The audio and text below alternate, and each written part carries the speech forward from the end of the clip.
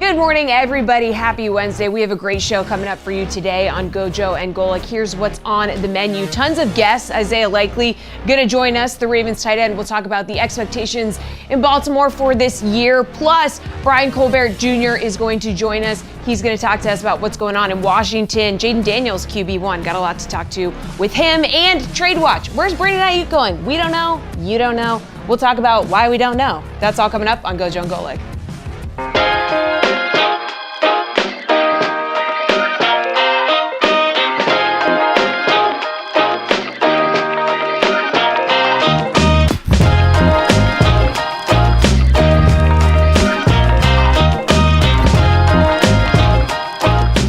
What's up, everybody? Welcome to GoJo and Golic. Mike Golic Jr., Mike Golic Sr., and Jesse Cofield here. We got a great one for you today. As always, make sure you download, subscribe, rate, review us, leave us a 5-star rating, and check us out here live Monday through Friday from 8 to 10 a.m. Eastern on the DraftKings Network. Like Jesse mentioned, plenty of awesome guests coming up on the show today. We've also got U.S. men's national team captain Tyler Adams, who's going to join us here. Had some comments about the Canadians spying on practice during the Olympics in soccer. Obviously, their head coaching search, a big subject of consternation amongst American fans, so excited to dig in with him on that. But Jesse mentioned it.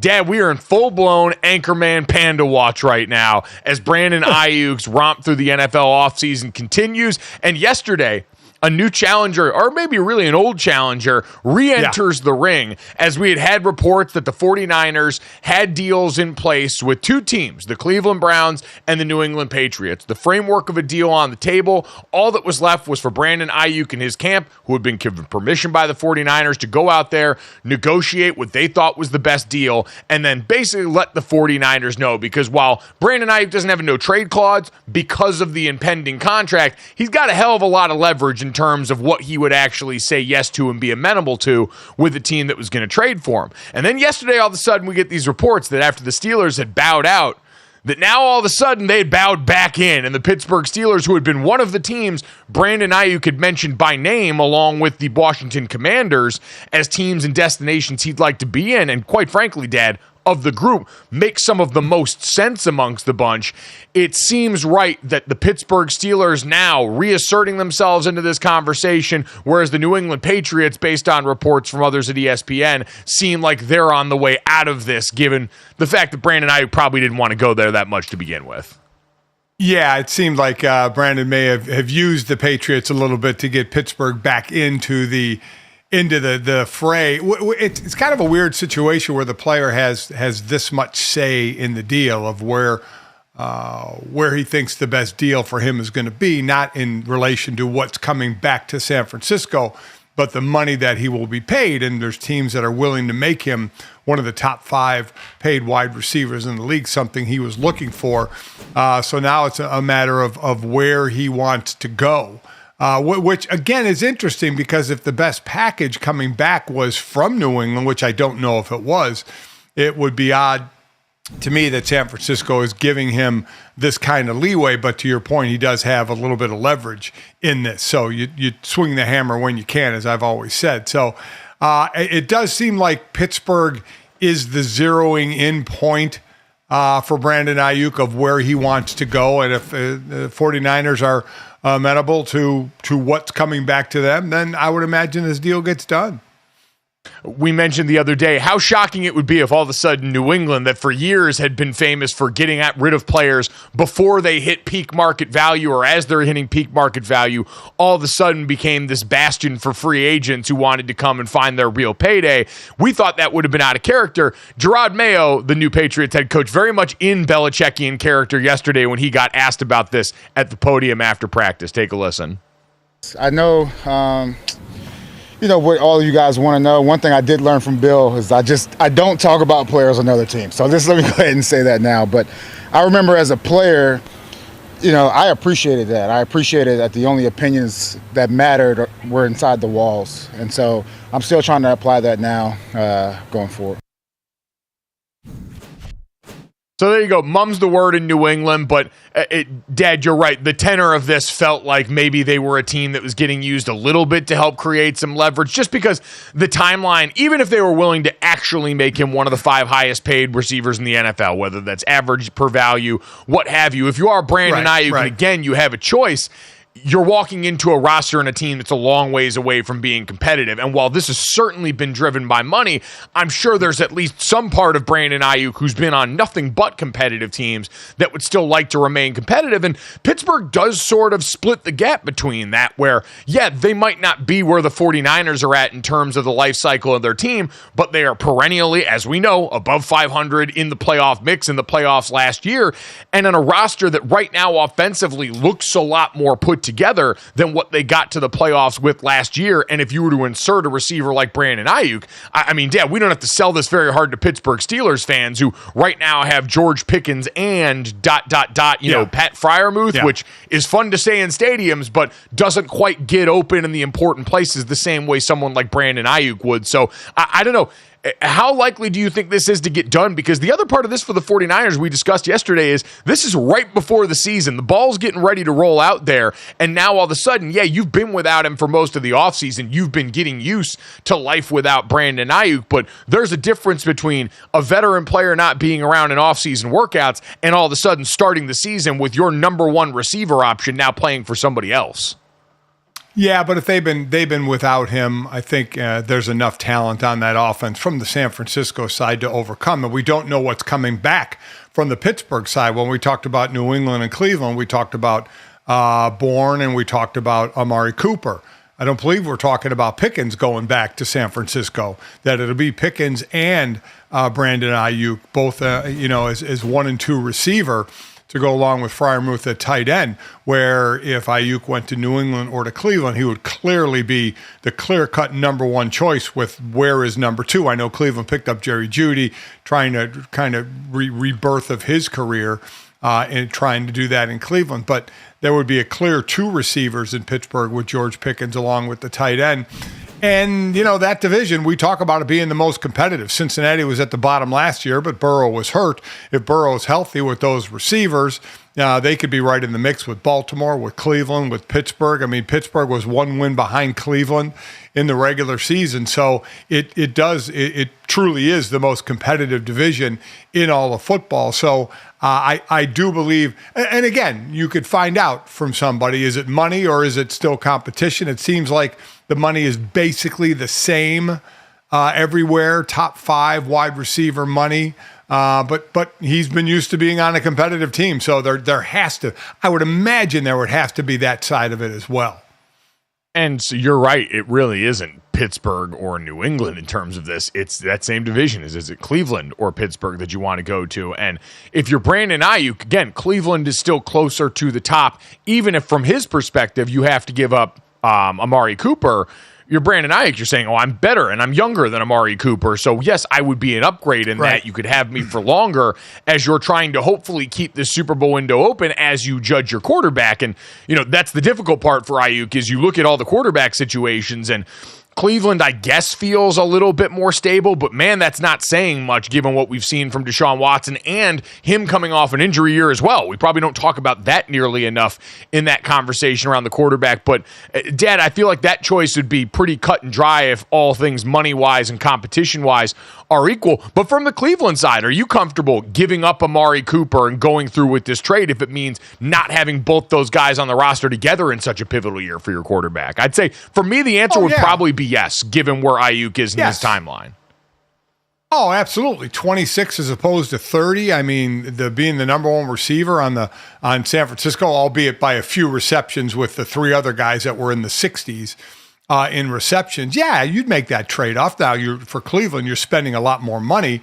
As I said, Cooper was an $8 million cap hit in the last year of his deal, and Ayuk's going to cost you a lot more than that, but you have to work that into the equation. But yes, it's a step up for Aiyuk. So, and if you were to look at the team all around, the Cleveland Browns have a better defense than Pittsburgh. If you're looking at how far a team will go, certainly Aiyuk is going to look at the offensive side. Who's throwing me the ball? Is it Russell Wilson or Justin Fields, or is it Deshaun Watson or Jameis Winston? You have question marks all the way around on all those guys, quite honestly. So what team puts you in the best position to not only get your money, but possibly do something in the playoffs? And I would say, just at first glance, it would be Cleveland. Again, because you got to throw on both sides of the ball, the defense. Cleveland has a better defense than Pittsburgh, even though Pittsburgh are certainly known for defense. Cleveland has a better defense right now, so you would be in games, I would say statistically a little more. But, again, I don't know what's in Brandon Aiyuk's mind about where he wants to go or why he wants to go there. Yeah, I think football-wise, you're right. It's not really all that comparable. In Cleveland, you've got right now the better defense, even though we know Pittsburgh's got T.J. Watt and Cam Hayward and Minkah Fitzpatrick and all these names that are certainly productive when they're still healthy and out there together. But Pittsburgh, cobbling it together on offense last year amidst a coordinator change, had one game. I mean, we threw a parade when they finally got over 400 yards of total offense in a game for the first time in what felt like 2 years versus the Browns, who wound up on another backup quarterback they pulled off the couch in Joe Flacco, and we're tossing for over 300 yards left and right with the way Kevin Stefanski and company called offense there. So I think that situation you're walking into. You're looking in terms of production. Last year, Brandon Aiyuk, 1,342 yards versus Amari Cooper, 1,250.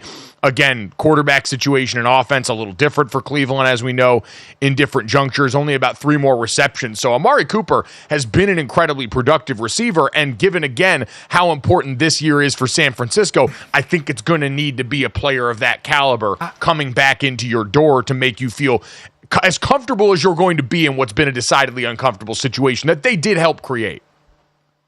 And, and another thing Aiyuk should look at is coordinators, right? For Pittsburgh, it's Arthur Smith. Likes to run the ball a little more as well. A little more controlled of an offense, whereas you mentioned with Stefanski, they'll throw the ball around a little bit, especially if Nick Chubb is still a ways away from getting back into the backfield. So to me, it seems like Cleveland would be the better option from a team standpoint and an offensive standpoint. Which is exactly why he's going to end up in Pittsburgh. That's probably what we're at this point. It all seems to point that way. Rule of cool, Mike Tomlin seems like an awesome guy to play for. Pittsburgh is a great sports town. He's probably going to end up as a Steeler because we know nothing the minute we think we know anything here. Speaking of uncomfortable situations, though, Dad, while we wait for the resolution on that and what's going to happen with Brandon Aiyuk, there's another team in Pennsylvania that we've talked a lot about this offseason that made a whole bunch of changes. Jesse, the Philadelphia Eagles were always going to come come into this season under a microscope because of the way last year ended. But interesting article drops this morning on ESPN that's now all of a sudden, I think, going to put even more focus on the quarterback and coach there. Yeah, so we got news, of this report indicating a fractured relationship between Nick Sirianni and Jalen Hurts. But guys, that's not new, right? We had reports last season that were indicating a rift. But here's Hurts in June, who seemed a little bit lukewarm on giving Sirianni any credit. What have you noticed about, Nick being open-minded to change up the offense like he has? I mean, what does that say about him? I mean, it's a great question. I don't know that I know the answer to it. Well, what have you seen? What have you seen from him as far as doing that? I think he's just, he's been great, and the messages he's delivering to the team. He's trying to be very intentional in what he's saying, and yeah. Just kind of hard to watch that. So the report kind of giving more credence to that sound that we heard in June. We did mention yesterday, guys, how we feel like the Eagles are in a good spot on the odds board maybe, but now that this report is out, does that give you some pause if you're thinking about this relationship between Sirianni and Hurts? Yeah, so this article, Tim McManus and Jeremy Fowler at ESPN doing the reporting on this. And Dad, I don't know if it changes anything because to Jesse's point, a lot of the stuff reported on here basically just gives credence to the things that we saw on the outside, right? Yeah, it seems like Jalen Hurts and Nick Sirianni are polar opposite personality-wise, and you'd have to work extra hard to figure out what the communication level is between the two. There were conversations about Nick Sirianni maybe inserting himself back in. Remember, because the story 2 years ago when they ended up starting to make their run was Nick Sirianni ceded play calling to Shane Steichen, who was still there at the time, and then things started to run a little bit better. And so now last year, when all of a sudden Nick Sirianni starts to put two hands back on the wheel again a little bit, and the reports say he's ducking back into meetings, he's having more one-on-ones with Jalen Hurts, there's people on the team confused about who might be calling plays at certain junctures of the season. That's the kind of stuff where it's, all right, it's that coach trying to get back in and control a little bit more than, and the quarterback that you just paid a whole boatload of money coming off that Super Bowl appearance kind of bristling at that notion and wanting a little bit more, wanting some more diversity in an offense that all of us on the outside looked at and went, things got stale there. There weren't enough answers in this offense. And so I'd feel a lot worse about this if they hadn't brought in Kellen Moore to kind of be the intermediary, and if we hadn't heard all offseason that Nick Sirianni is going to give him room to do his thing. Well, that's the thing. Will he give him room? And I'll get to that in a second. He worked with Shane Steichen when the offense was humming, and Shane and Nick worked together with the Chargers. So they had a prior relationship, a working relationship. And Nick didn't have that with Brian Johnson, the coordinator last year, who was calling the plays, but as you mentioned, was Nick interceding in the play calling to where the offense didn't really know where the plays were coming from. Throw in the fact that they did start out 10-1 and then tanked. They were the least pre-snap motion team in the league by a high percentage. So basically they were saying, here we are, here's what we're going to run, stop us. And the teams at the end of the year did stop them. And, but they were, I could see why Nick wanted to continue with that. They were 10-1. I mean, they were playing some ball, although even in 10-1, it didn't look great at times. They were still 10-1. You are what your record says you are. But then it got stale and they got beat, most notably in the wild card round against Tampa. So now now we get to Nick Sirianni taking a step back. So he's clearly on the hot seat. Do you take a step back when you're on the hot seat? Or do you say the right things that you'll take a step back, but when it's your job on the line and you're the head coach, you're basically going to do whatever you feel you need to do to win for your program, which then saves your job, instead of saying I'm hands off and I'm going to let somebody else decide my fate. Basically, if Kellen Moore calls the plays and we lose, I'm the one that's going to get my head chopped off. So it's easier said than done. Even into the season, if it starts out, Kellen Moore is controlling the offense. If things aren't going well, does Nick try to insert himself, which he's done in the past? So you don't know if he's going to stay out of it or how much he's going to be in it until, you get pressed, until the situation warrants, do I need to step in or stay out? And I think that's the biggest key, right, is this is betting on, are the Eagles back to form earlier than later? Because I think overall, while we talk a lot about the offense and some of their shortcomings, the biggest failure of the team was just defensive attrition. They lost too much at this level to be competitive on that side of the ball, and it threw a lot out of whack. And they went out of their way to address that in multiple levels in the offseason. Vic Fangio comes over amidst the cavalcade of draft picks that they've also got over there, Cooper DeJean, Quinyon Mitchell. So all of that should help steady some of that. But you're right. Now everyone's going to be wondering, the minute things start to look panicky again, is Nick Sirianni going to do the natural thing, which is grip the wheel when it's your ass on the line? And Dad, I don't have a good answer for that. I think at this point, because of the moves that the Eagles have made, because of the talent still on that roster, I do think that they still have a chance of being good and steadying the ship. But man, it does a lot to fracture that when the core of your organization, the quarterback and the head coach that are supposed to be in lockstep, all of a sudden we're finding out just don't have a real great communication style between them. And oh, by the way, the big leader on your offense and Jason Kelce, who might have done a good job of mitigating that as well, is now getting ready to be a broadcaster. They seem to need that third person in the room because it was Jalen and Nick who were meeting together without Brian Johnson during the season, and their personalities do seem to clash a bit, and you need that third person. You need that Kellen Moore in the room all the time to see how this goes. This team has the talent to win. It would be a shame if it's the relationship of head coach and quarterback is something that keeps them from not. Exactly. And it sounds like, again, based on this article, great stuff from Jeremy Fowler and Tim McManus, that the Eagles got a little bit more on their plate than we expected heading into the 2024 season. Coming up next, though, we'll head to college. The coaches poll came out yesterday, so we'll take a bite out of the SEC and figure out if they could get 4, maybe even 5 teams into this new expanded playoff. Next on GoJo and Golic.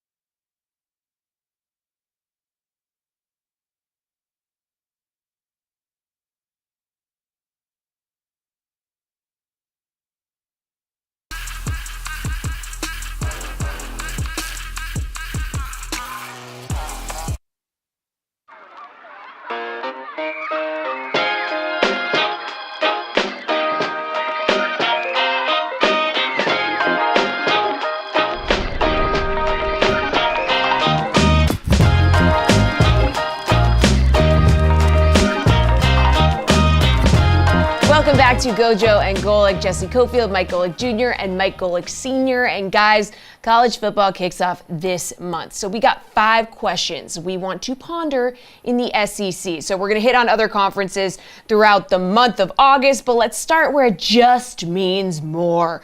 So guys, expectations extremely high in Tuscaloosa, as we all know. Can Kalen DeBoer live up to them? A loaded question. What do we think?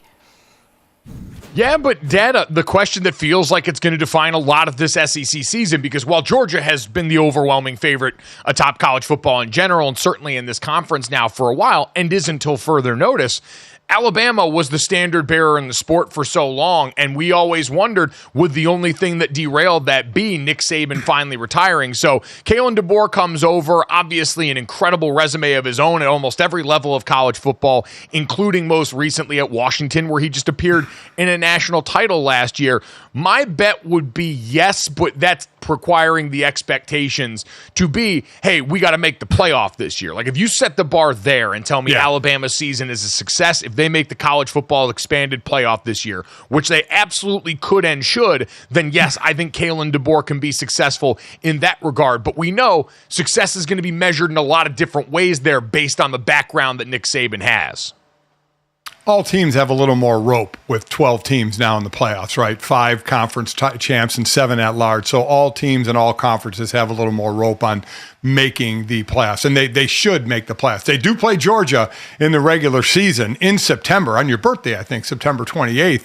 They also play on the road Wisconsin, Tennessee, LSU, Oklahoma, which could be in a down year. We'll have to see. They already had to, before they could even get going, change offensive coordinators as Ryan Grubb went to Seattle. Nick Sheridan takes over, a guy who coached tight ends at Washington, but did coach the offense at Indiana. So, they always have talent, even though they're not immune to players leaving in the portal as well. Everybody goes through that. But they have the talent. It's just Kalen DeBoer has been successful wherever he's been, and I would expect the same here.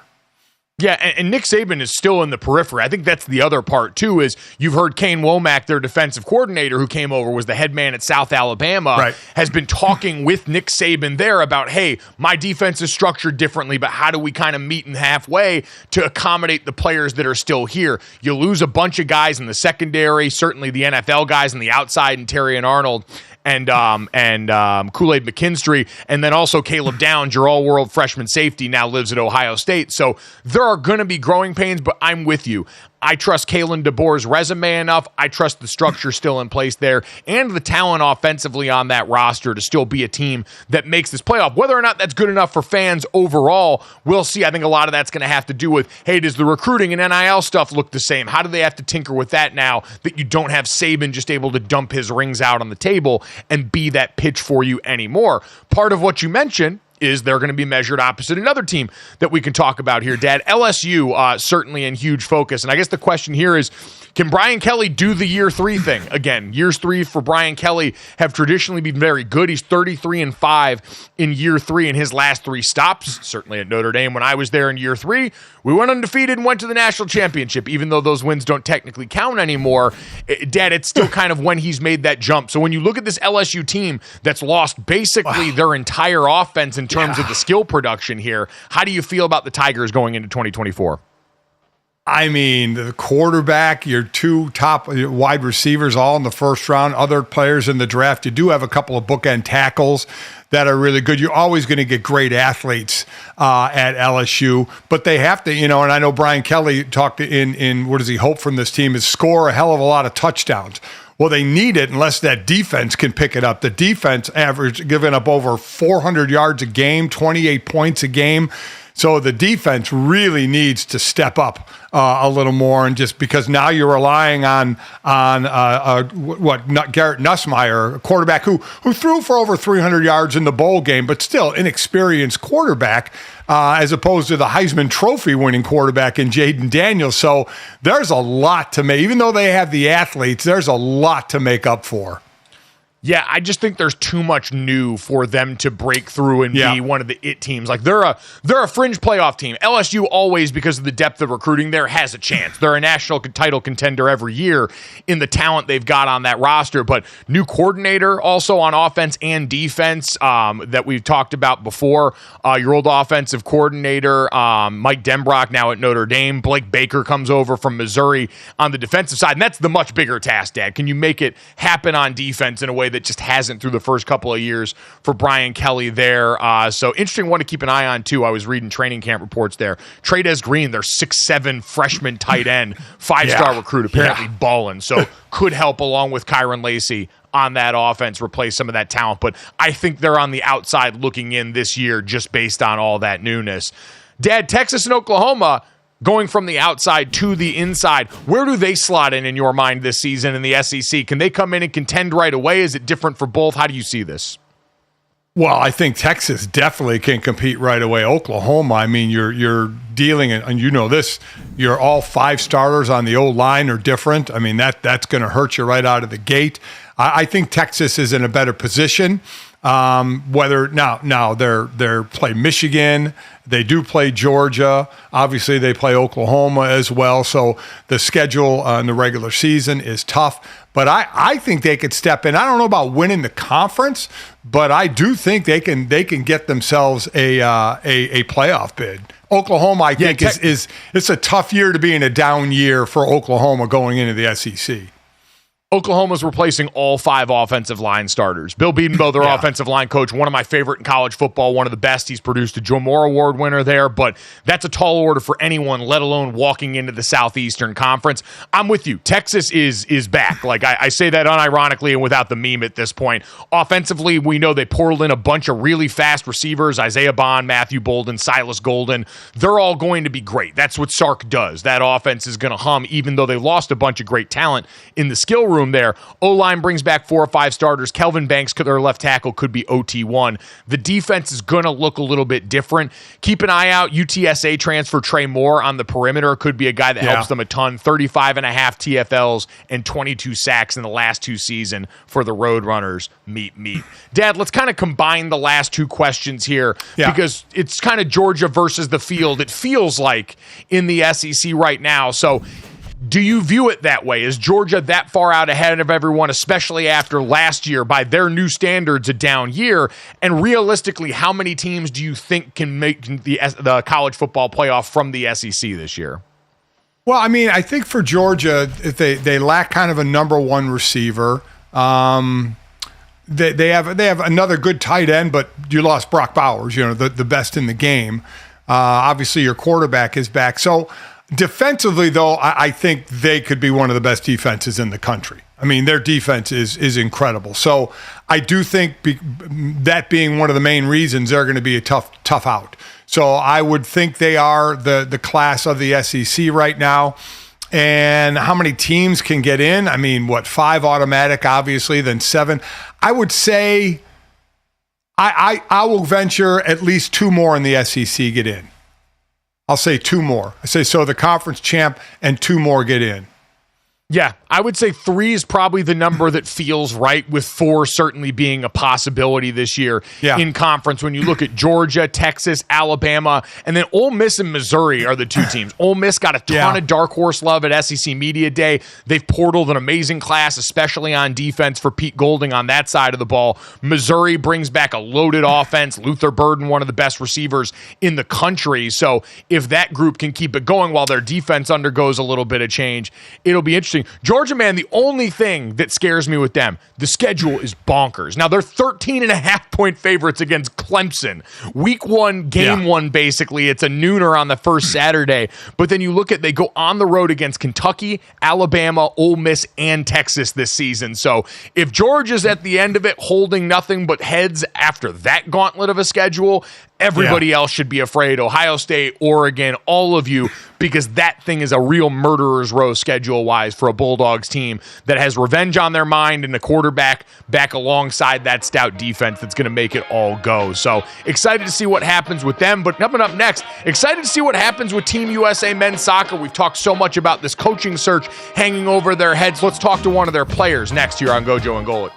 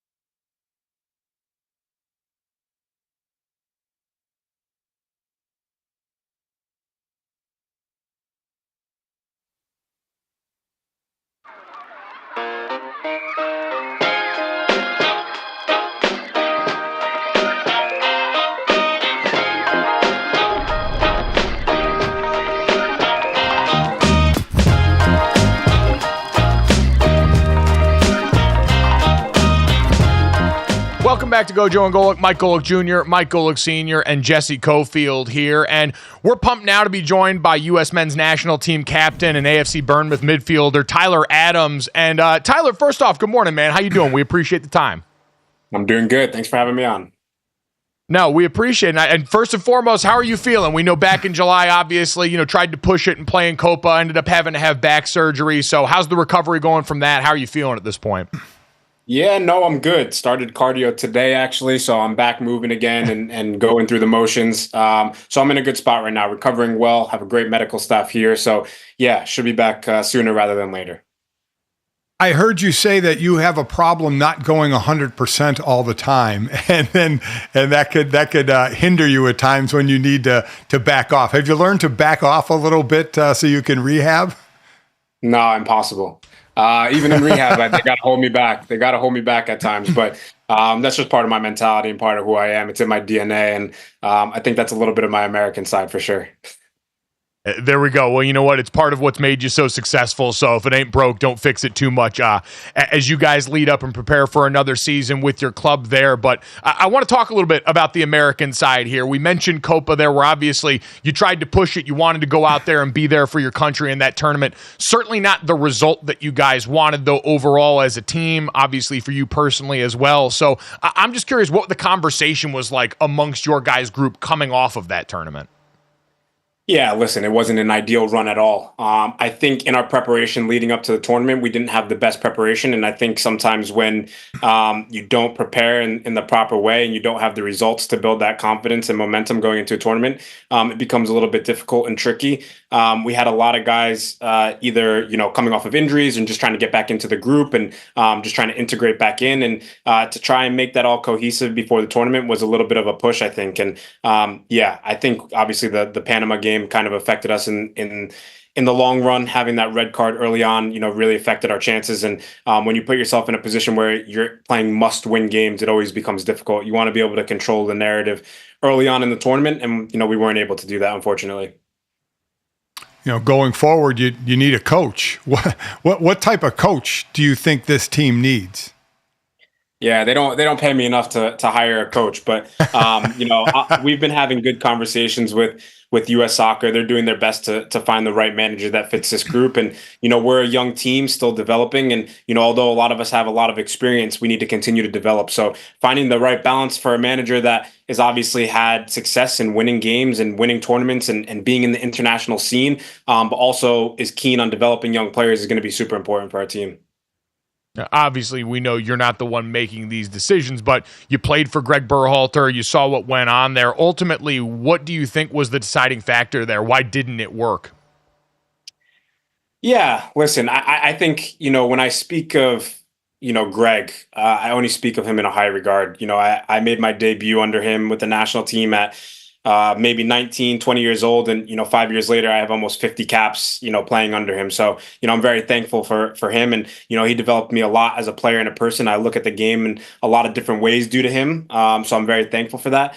But I think we had so many successful moments throughout his tenure. And I think that, not having the success in Copa America was probably ultimately the deciding factor. Everyone wants to see success in that tournament as the pre-run to the World Cup in 2026. And listen, I think that this is a great learning experience for our team. No one wants to get knocked out in the group stages in any tournament. You know what I mean? But we've had a lot of success in the past, and we know how to win at the end of the day. So we need to continue to prepare and develop. But I don't think that's going to affect us for 2026. While the World Cup is obviously the monster stage out there, the Olympics holds a pretty big stage as well. Would you like to see them get away from the U23 designation for that?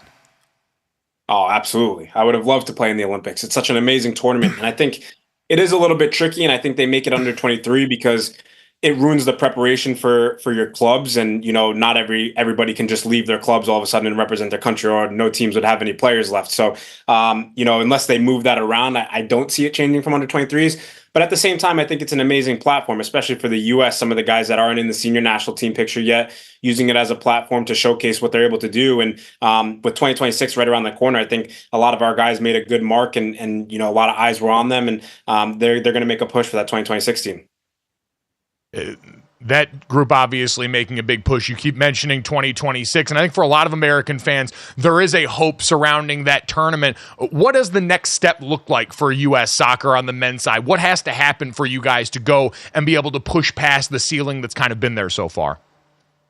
Yeah, I think we need to continue to have our guys play regularly in the clubs that they're at, right? It's great that we have a lot of guys playing at big clubs, but the most important thing is playing minutes. For myself, it's staying fit. For some guys, it's playing more minutes. For other guys, it's just, finding the nuances of how to transition from club scene to the international scene, which everyone thinks is very easy, but it's two completely different beasts. So, I think like I said, we're a young team, so everyone's trying to find their feet. But as we push into 2026, we need to try to find as much consistency as possible. As the years go on and the next group of players come up, how important and how much improvement, if you feel it needs it, do the youth programs in the United States need to be? Yeah, everything is built through the grassroots in soccer. That's one thing I've learned about playing in Europe. When you look at all the good clubs and all the good international teams, it doesn't start at under 20 where you all of a sudden start to break onto the scene and become good. It's these under 13 players, under 12 players, under 14 players. All these kids are already playing at such a high level, great competition, great coaches, great facilities. These things in the end help develop a good national team. And, when you have that, you're only going to get better. So, when I look at MLS and the growth of MLS, giving, these young American players opportunities is going to be so important for us, because that's professional experience. And when you get on the international stage, you won't be fazed by the pressure. We've talked about the international stage and the Olympics. Currently in the Olympics, there was a pretty big scandal that went on with the Canadian team and the sign stealing and all the drone stuff. And you had some comments about how everyone's doing some version of that, and you've gotten a fair amount of flack for those comments. So I'm curious, has that changed the way that you view this at all? Do you stand by what you've said before? What's your thoughts on this, as that's drawn up a quite bit of controversy itself? No, I mean, I think when I heard about that and I saw that Canada was doing that, I don't think anyone's flying drones, but I think everyone's doing a fair share of scouting on their opponents, whether it's, watching games. And I don't think anyone's doing it illegally by any means. But, I think there's a fair amount of teams that try and, sneak a peek through training when they're not supposed to be in a training or whatnot. I know our teams have never done it personally, but I know that there's probably teams out there that have done it. Every team looks for an edge, don't they? I mean, even in American football, I've said this for years and going through the pro ranks, that teams always try and get an edge. Sometimes it crosses a line, sometimes it doesn't, but most teams are going to push an envelope to get an advantage, aren't they? I would imagine so. Everyone wants an edge in some sorts. I mean, you got to play with in between the lines at some point, but I'm sure there's clubs that do it. What Tyler's saying is he doesn't believe that every program is allocating money for the drone budget to go out here and spy. So people that want to take it that way, we are clearing that up right now and getting that off the table. So, Tyler, only about a minute here left. Last one, though. Our women are moving on to the gold medal round in the Olympics right now. I don't know if you've had a ton of chance to check them out as they've gone through this run here, but what stood out and impressed you about this group of ladies as they've gone through and continued to set the standard here for the U.S. program? Yeah, I think the consistency at which they play at, like every single game, they look like they're going to win the game. And that's such an amazing thing to see. Any U.S. team that's playing, I'm the biggest fan and I want to see them win. So even last night against Germany, when it went into extra time, obviously Sophia Smith scoring that goal, it's huge. It's great to see the celebrations, everything. And yeah, we're looking forward to them bringing home another gold, hopefully. There we go. It's a beautiful thing. Tyler, we appreciate all your time, man. Can't thank you enough. Best of luck with the rest of your rehab, getting back into fitness here, and looking for a great upcoming season for you, and then hopefully more great with the Stars and Stripes here in the upcoming tournaments, the World Cup, all the things you mentioned, man. We're excited. Sounds good. Thank you, guys. Appreciate it. Thanks, awesome. Man. Great stuff there again from U.S. men's national team captain Tyler Adams, kind enough to join us here as he's getting ready for his season there. But, Dad, Coming up next, he mentioned anytime the Stars and Stripes are out here, we're all rooting on the home team here. So coming up next, we'll get ready to take a look at plenty of Olympic action that we saw going on yesterday here. Our Olympic recap includes plenty of U.S. men's basketball hype, track and field going crazy, and an all-time mark for one of the game's greatest in men's hoops as Kevin Durant sets the new standard for Olympic basketball next.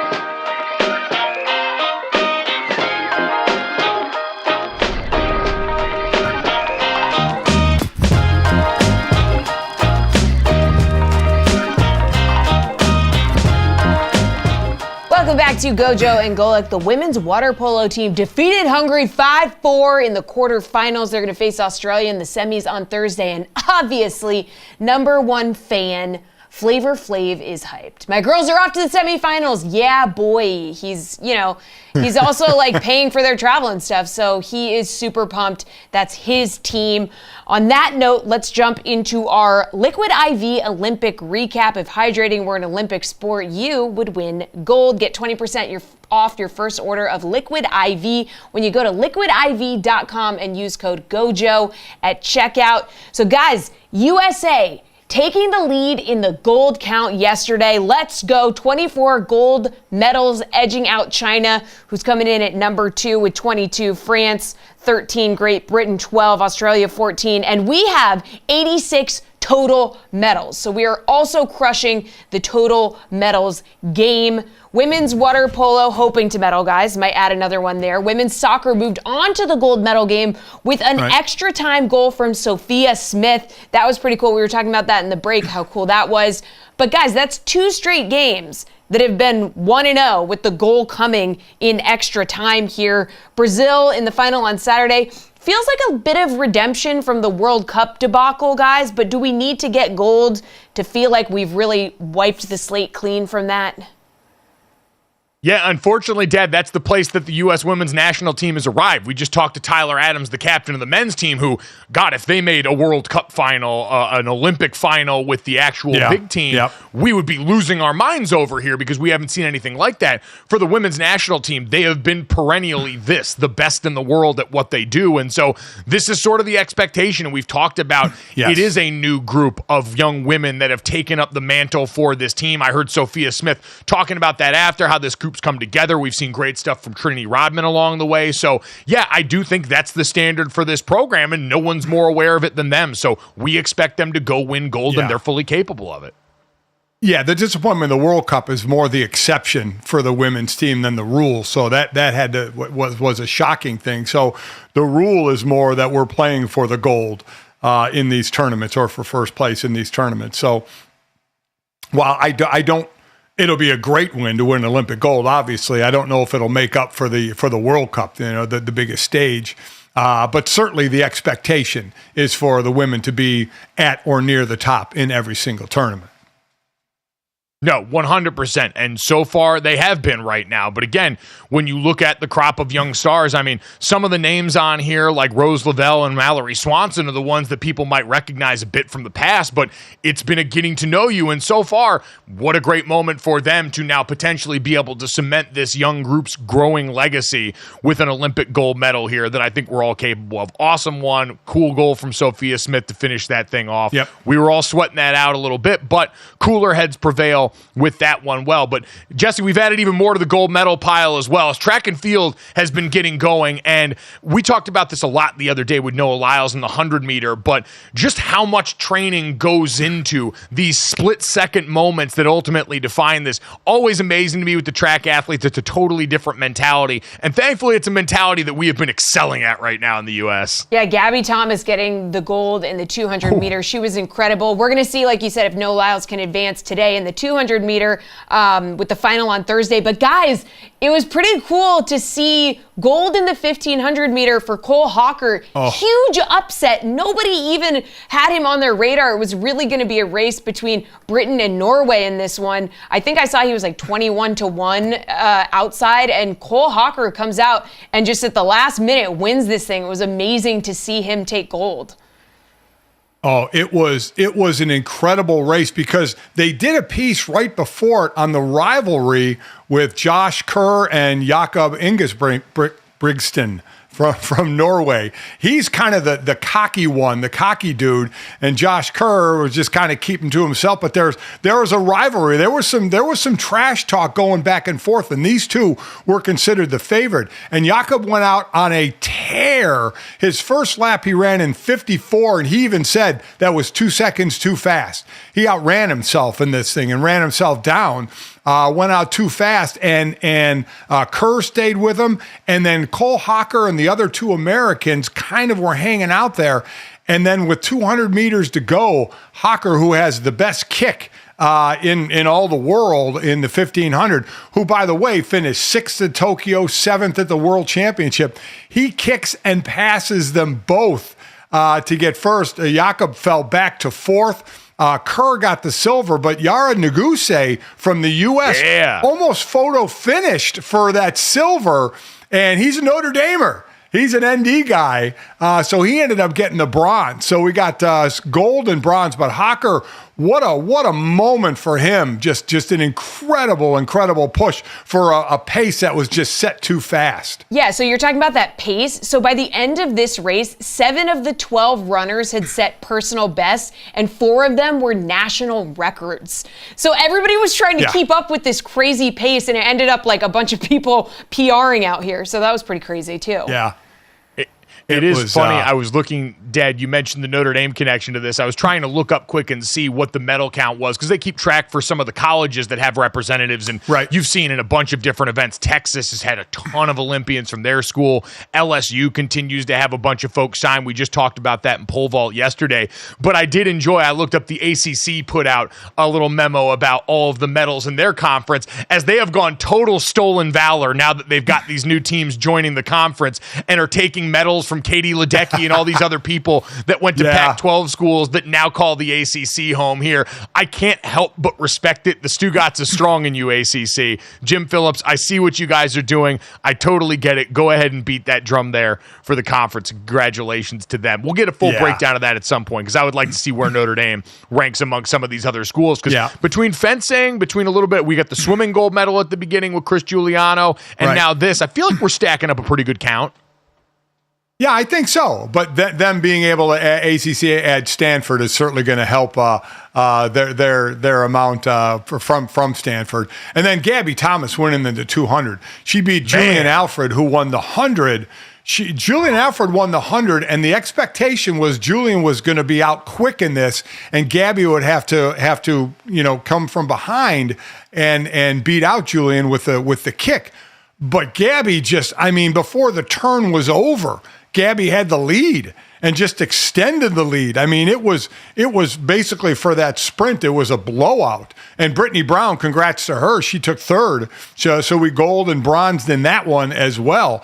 But Gabby Thomas, for what was supposed to be an incredible race, turned out to be really a wash for Gabby Thomas. Just smoked her.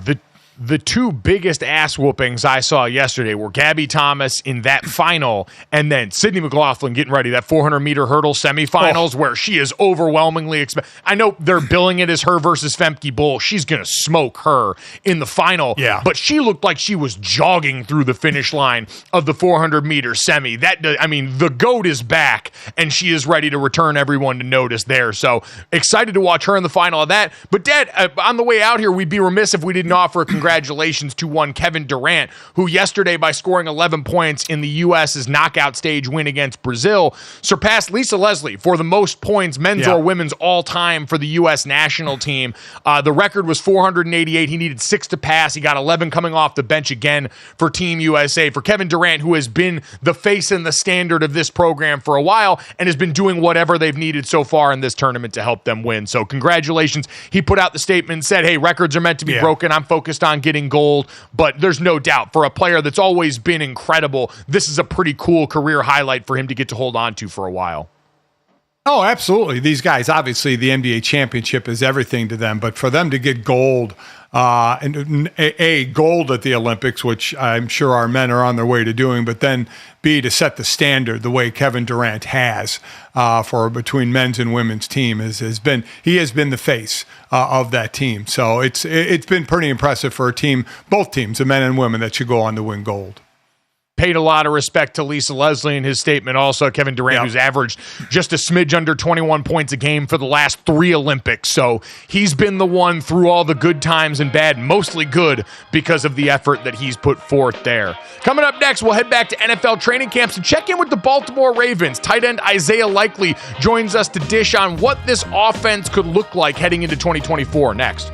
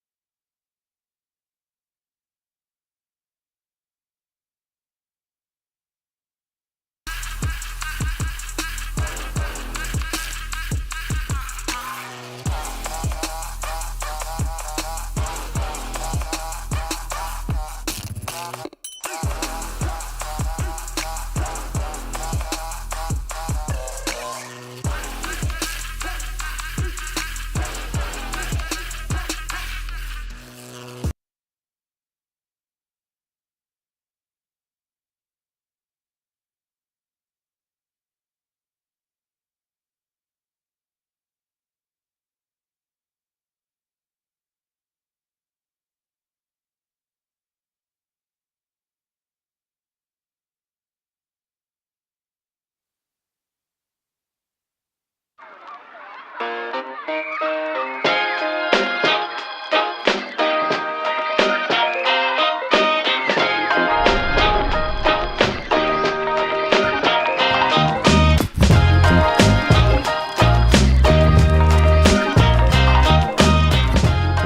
right, pumped to be joined right now by Ravens third-year tight end Isaiah Likely, kind enough to join us in the middle of training camp right now, which more power to you. I'm sure the days are all blending in together at this point. So, Isaiah, good morning. How you doing, man? Doing great. So I'm curious from your standpoint, we've been talking about this a lot on the outside now. We've seen all these training camp fights going around. Where are you at? Are you jealous of all these joint practices where everyone gets to let out a little bit of the aggression at this point? Or are you kind of happy that you guys have some time before you do this with Green Bay later in training camp? I feel like I'm definitely happy that we get to, go against our defense, having great on great every day, going against in my aspect, the best defense that we're going to see all year round. So having those guys go up against us every day is definitely the best word we're going to get. And then obviously saving that aggression for Green Bay when we had that joint practice. Yeah. How has it changed for you? It's your third year now, your third training camp from rookie year to now, how you go about training camp? I'd say really just getting accustomed to being a pro. I mean, rookie year, you never know what the next day is going to, have for you, whether it's from practice, from meetings, from, one-on-ones with your coaches, or even from a treatment aspect.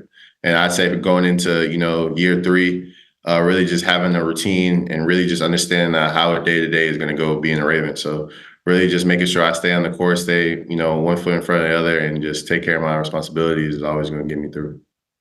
Well, it seems like your responsibilities are growing now, another year in Todd Monken's offense. And I know for you, I saw a quote out of minicamp that said you really take pride in wanting to be that chess piece in the offense, of learning a bunch of different spots and positions around there. So what does that look like so far in training camp, that idea of being so versatile for this offense? Really, I say, it's a blessing. I mean, just being able to have the offensive coaches, players, and really just the quarterback being able to trust me, being able to put me in those positions to be able to help the offense. But I say really it's just a learning curve. I mean, at this point, it's really just understanding that not only do I know what the Y has in our offense, but obviously also what the running back has, what the receivers has, what the slot has, being able to be, all over the offense so we don't have to stop playing fast, and really just being a positionless position. You got to start the last few games of the season when Mark Andrews goes down. He's back, but running a two tight end set. Talk about that, and I guess the advantages that can hold against the defense. I really say the advantage is really just having just two quote unquote tight ends being positionless. I mean, having Mark. Mark needs no introduction of what he's been able to do on the field, being from an all-pro. Pro Bowl, everything he's been able to do, the bread and butter that he has with Lamar. And then the receivers that we have from Nelly, Bate, Zay, and then me, and then obviously Derek and Lamar need no introduction. But being able to put, two tight ends on the field, be able to still run the ball if they go, smaller in the box, and be able to pass the ball if they go bigger, having another linebacker in the box, and be able to just, attack matchups. I mean, whether it's having Mark out wide, having me out wide, having one of us in the slot, one of us in line, and even one of us in the backfield, if that's what Derrick Henry want to go out there and play number one. What's that been like? I certainly want to dig into more of what you've learned from Mark, but just first impressions of seeing Derrick Henry in a Ravens uniform every day with you guys in practice. What's that been like? It was crazy. I mean, the first time I seen DH, it was a lift. So he came in, we got a lift in. I'm looking at him like, man, it's running back bigger than me. I mean, and I'm in that end. So really just seeing him, being that big, it's like, man. And then you go into your off-season training, and then he's in the our little indoor, hitting above 20 miles per hour. It's like, man, ain't no way this big guy can move this fast. It was really crazy. Yeah, he is something to watch, no doubt about it. And added to a team that has such high expectations. Talk about that. I know it's your third year, but it's been a team that's been right near the top of the AFC, trying to get over that Kansas City hump, and just the expectations for you guys going into this year. I say just really just finishing. I mean, that's really just been the emphasis. I mean, obviously we understand, what it takes to get to the point of being in the AFC Championship, but it's really just that next hump of finishing. I mean, whether it's the smaller details from on the field to smaller details off the field, and always just being able to overcome that adversity, whether everything's not going your way. I say really just, always lean on your brother and just pushing them to that one extra step to be able to get the ultimate goal, which is what we want. We know you guys are right on the doorstep of that as an offense. Again, everyone talked about the coordinator and what Todd's meant to this team coming over, but Lamar Jackson coming off an MVP season last year where you guys got to work more closely together. You were the one tight end at the end of the season. So what about Lamar Jackson to you stands out and puts him right up there with the best quarterbacks in the NFL in terms of what you saw, especially in that last season? A lot of people, obviously y'all see him every Sunday. I mean, y'all see what he's able to do on the field. But I say really where Lamar and me grew was really off the field. I mean, be able to talk to him, off the field, build that connection with him off the field, whether it's on the game, whether it's just after practice, or even going home, grabbing something to eat, or just being able to chill with each other. I mean, I feel like when you have a connection with somebody off the field as well as you do on the field, then it just brings you to new heights to be able to tell him, man, you got to trust me on this. On this ball you throw back shoulder, you got to trust me down the field if I tell you I got him on this play, stuff like that. Or you keep this ball, I promise you won't get tackled before this first down, stuff like that. And I felt like as the season went on, as we grew week in and week out towards the end of the year, it's just the trust he got into me was, growing and started to become a natural thing. As you go through training camp, it seems like it's more about who's not playing in games, and when you practice against other teams or practice against yourselves. How are practice? Do you guys do best on best in practice? How I guess difficult are the practices? Oh, for sure. We go great on great every day. I mean, you always want to be able to go against the one defense, going against Rogue, Kyle, Marcus, all of them. And really just, seeing how you match up, seeing be able who gets to say, I got you today. That's really how we go from offense to defensive wise. Because at the end of the day, yeah, they're your brothers, but in between the lines, we treat it like an in-game feel. We always want to tell each other, obviously we're going to make sure to keep everybody up, keep everybody healthy, because we do have a long season. But, when we're in between them white lines, you're going to get the best, whether it's on offense or defense. Has the defense looked different through camp so far? Obviously, Mike McDonald now coaching the Seahawks, the coordinator there last year, some personnel losses as well as the coaching losses. But have you noticed a difference in the defense year over year in terms of what you guys see in practice? For sure. I say the defense right now is playing with a way bigger chip on their shoulders. I mean, from everybody saying how much they lost from last year, from Geno, PQ, to, other valuable players that we had, that filled a role in as the year went on. I'd say they've taken that, chin, like Rose says, chin up, chest out, and just showing everybody that they're not going to lose a step. They're going to have everybody that they need to have on that white line every time, matching up 11 on 11, give you their best foot forward and show you that it wasn't no fluke last year. It doesn't matter who left, who's there. I mean, they're going to play Ravens football week in and week out. I am curious. You mentioned Geno and PQ right out the gate. What's it going to be like seeing those guys in division now? Those still my guys at the end of the day. Obviously, I came in, they were my brothers when they were here. But at the end of the day, they stopping us from reaching the ultimate goal, and that's to win the Super Bowl. So when I see them, obviously, I'm going to dap them up. I'm going to smile with them pregame. But in between them white lines, they're going to have to get it the worst way. And then after the game, I'm obviously going to dap them up. Tell them, they're still my guy.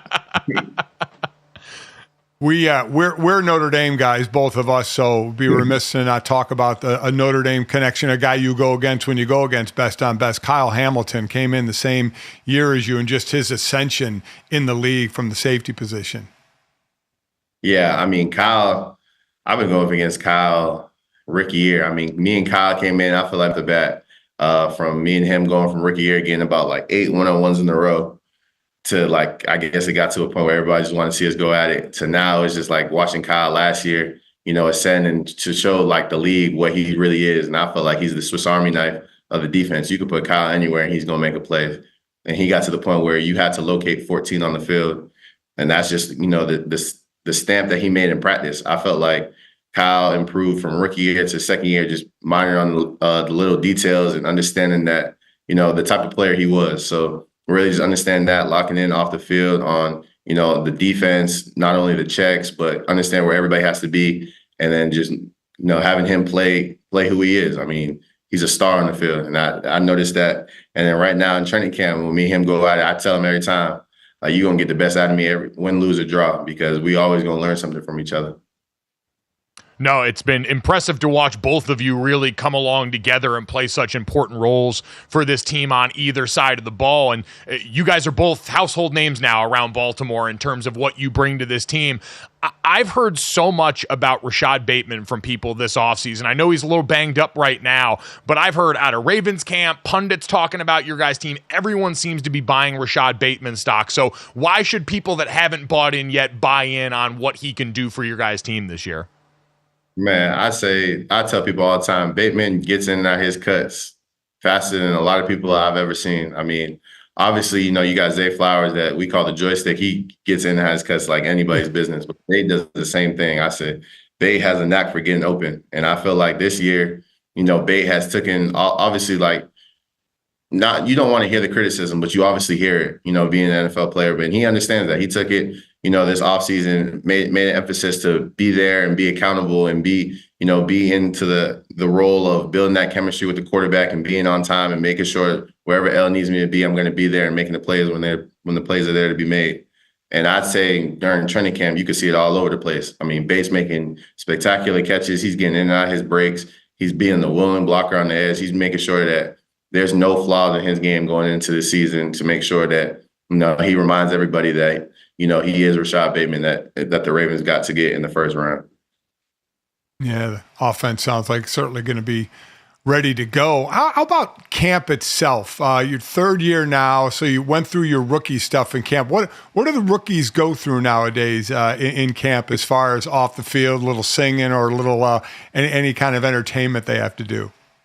Yeah, so we got usually like your last preseason game, at least here, the last 2 years that we had, that they have like a little singing thing the rookies need to do. So we'll have it in Green Bay this year. We had it, I forget where we played last year. I think. Yeah, it was on a road piece. It probably was watched somewhere. But usually like now, they're introducing themselves. They do a name, school, signing bonus. Obviously, that you guys also seen on like the Hard Knocks with the Chicago Bears. But they have this little basketball shootout thing that you go up against another rookie from the team, and whoever makes the most shots in 30 seconds advances to the next round. So that's the little thing that we do in the team meetings, finish up our days. It's actually a really good thing. You get to see who actually had a little basketball in their background. I was going to say, I always try and explain to people, were you a guy with basketball in your background? Because I feel like that's the one thing football players love to remind everyone else in the locker room of who can actually go out there and hoop. So where would you put yourself then in terms of the hoopers on the Ravens? Where would you rank yourself? I'll probably say I'm definitely top five. Definitely top five on the Ravens. I say if you was to ask anybody who would be their top five players that they want to bring to play another team, I'd definitely be in everybody's. All right, who's the best player on your guys' team then? The best. I'm obviously going to say myself. I'm not going to say nobody. Yeah. But I definitely say people would definitely say is me, Kyle, Dafe. Marcus Williams has a good shot. And then I don't know. It's a toss-up. It depends. It depends what you want. I mean, if you want quickness, I guess you go Zay for your point guard. If you want somebody be stout, get some hard fouls, I'll put Roquan in there. You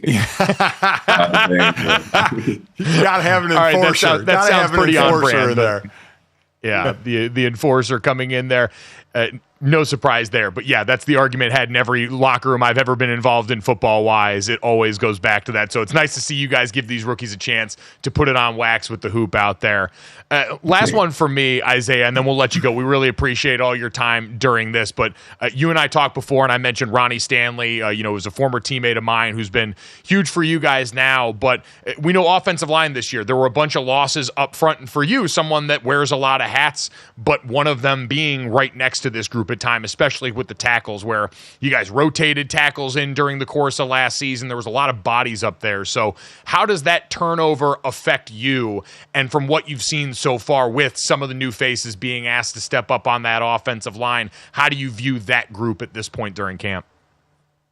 I feel like they're doing a great job. I mean, obviously, like we have a younger group, so a lot of them are, in the same age group to where they can all talk to each other. I mean, everybody's in the same like bracket of not being able to be uncoachable. I mean, they're asking each other, not only coaches, but even players on the O-line, if they don't get it, they're not being, quiet to themselves. They'll ask in the meeting rooms, they'll ask each other on the sidelines, they'll even watch the iPads. And then I feel like Tyler Linderbaum and Ronnie Stanley is being a great leader in that room to be able to tell those younger guys, what they see, if they messed up themselves, or even saying like, it's okay to mess up.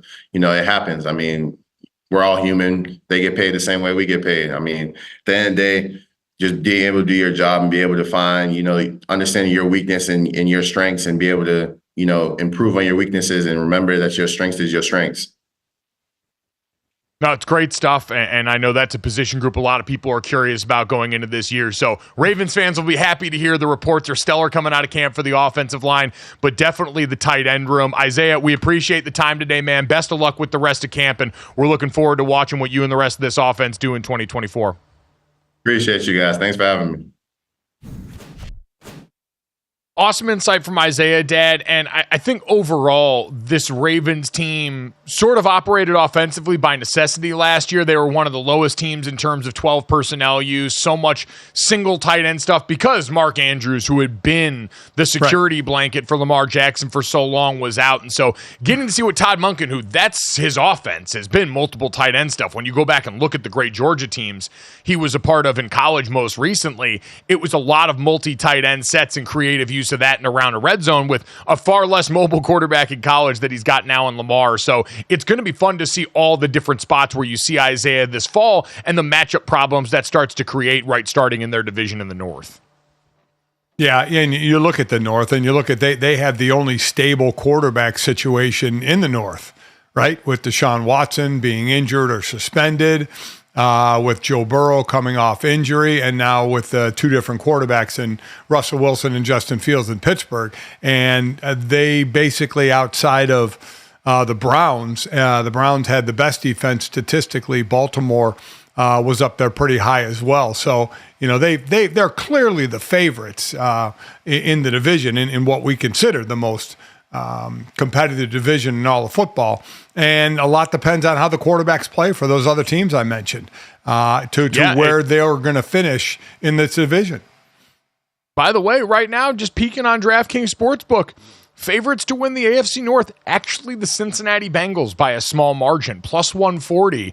The Ravens plus 145 right now. So it's not huge, but that's definitely a little bit of movement, which surprises me some right now. I see you shaking your head. It definitely surprises me. Cincinnati, because we keep talking about offensive firepower, which I get, with the quarterback position being the most important position, but that Cincinnati defense, not very good. They played well in spurts, but not consistent enough, like Cleveland, like Baltimore did. So I'm a little surprised at that, but it's going off of the firepower of Higgins and Chase and Burrow being healthy. We'll see what the running game can bring for Cincinnati. But again, I look at the defensive side of the ball, the part of the team that's going to keep you in games. Now, Cincinnati should be able to score with their opponents, even the defense gives up points. But you got to love a team with a tough defense, and that's where Cleveland and Baltimore really come in. It is funny looking at the conference winner odds. Baltimore ahead of Cincinnati, pretty comfortably there, just behind Kansas City. And then to win the Super Bowl, Baltimore with the third best odds, Cincinnati with the fifth best odds behind the Detroit Lions and the Baltimore Ravens. But I'm with you between what we heard from Isaiah Likely, just talking about going up against Kyle Hamilton and that defense every day in practice, and then what you read and hear from the reports around Baltimore's training camp anyway. Sounds like the defense is still kicking ass right now. Like all these questions we had about what they would look like without Michael McDonald. Here we go. We're getting ready to do yacht rock. Without Mike McDonald and this defense and the coaching brain train and Clowney and some of these guys gone, it certainly seems like so far through camp hasn't been a huge issue. And spoiler alert, a defense that retained a core down the spine of some of the best players in the NFL might still be really freaking good and is probably the team I would still pick. No, definitely the team I would still pick to win the AFC North, even though Joe Burrow's coming back to town. So that's going to be an exciting division. We appreciate Isaiah's time. Coming up next, we're going to pop out to Washington Commanders training camp. One of the few places that seems like they're going to get ready and let their rookie quarterback actually cook this preseason potentially. We'll check in with them next year on GoJo and Golic.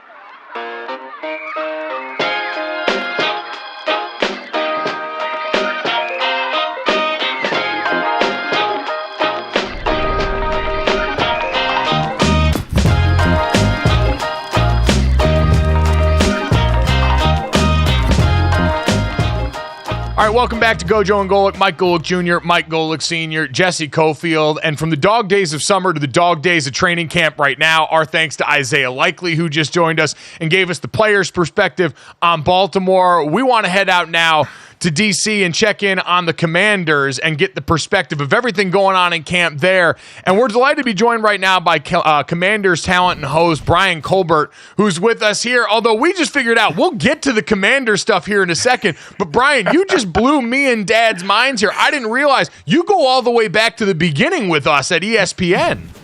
Yes, sir, I do. Yeah, this is really a full circle moment for me, so I appreciate y'all having me on, because when I was a PA back at ESPN, I actually worked y'all first broadcast together. It was 2016, December. It was cold, Yankee Stadium, Penn State versus Northwest. James Conner was playing, and it was the Pinstripe Bowl, and I got to be your guys' PA, and y'all made such an impact on me that day because I knew it was y'all first broadcast together. We have this production meeting, it's just us and producers, and y'all are with another talent, and he needs this laundry list of things. And they asked you guys, what do y'all need? And y'all didn't need anything. Y'all were so professional. Y'all were so cool. Y'all were so humble, even though y'all are who you guys are. And for me, it set the tone for me because I saw that and I was like, that's how prepared I want to be at all times. So I appreciate y'all. Well, we were just afraid to ask for things, figuring they'd say no, and then we would look bad if they said no.